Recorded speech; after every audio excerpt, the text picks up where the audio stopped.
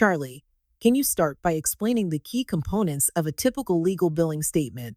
So a typical billing statement with an hourly retainer with your lawyer, like you would retain us with, it should set out a date, an amount of time spent, usually it's like 1.0 is 1 hour, so everything is split down into 6 minutes. And so you should see date, amount of time, it might be like 0.5, meaning half an hour, a description of what was done, the hourly rate, and then a total for exactly that service that was provided and the time that was spent on your matter. It should then set out clearly the disbursements incurred. So if a filing fee was paid, it should have that on the bill, clear as day. And it should generally, bills should have a trust statement.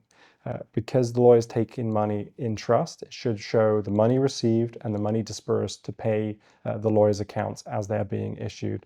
And it should show the HST number, and it should just set out the total of the bill in a very clear manner for the client to understand. What are some common examples of unexplained charges that may appear on a statement? Some of them most of them are generally inadvertence. For example, a filing fee might be applied against the wrong file. So that can occur, so you need to ensure that you're reviewing your disbursements. And then other common issues might be a double bill. The lawyer forgot that they already put in the amount of time for that aspect. So you'll see an entry that is almost exactly the same as a previous entry for the same work. And those are kind of common examples of things you should look out for on your bill. What are the signs that a lawyer may be overcharging for the time spent on a task? So things and common sense. A lawyer might put in 0.5 for an email, and you look at the email because you were copied on the email and it's a 2-sentence email. So things like that, it will be automatically obvious to a client that they're being overcharged for time spent on tasks. There are other tasks that might be less obvious. Legal research might be 2 to 3 hours. But even in that sense, that's not an uncommon charge. But if it's a lawyer with 30 years experience, it then becomes questionable whether he did spend 3 hours on researching an area of law he's been practicing for 30 years.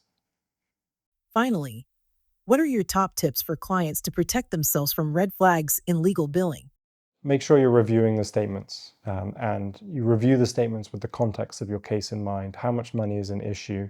What are your goals? What expectations have you communicated to your lawyer, and what conversations have you had with your lawyer? If you previously raised a concern that there's 6 lawyers on your file when it's a relatively minor matter, and then you see on your bill that there's 6 lawyers reviewing the same letter, or they're having a meeting together, and you're being charged for all 6 lawyers going to the same meeting together. Those are kind of the key red flags that you should be looking out for that result in double billing and what I would call excessive fees. And so it's really just staying on top of the billing and communicating those concerns that you have with the billing when you receive it.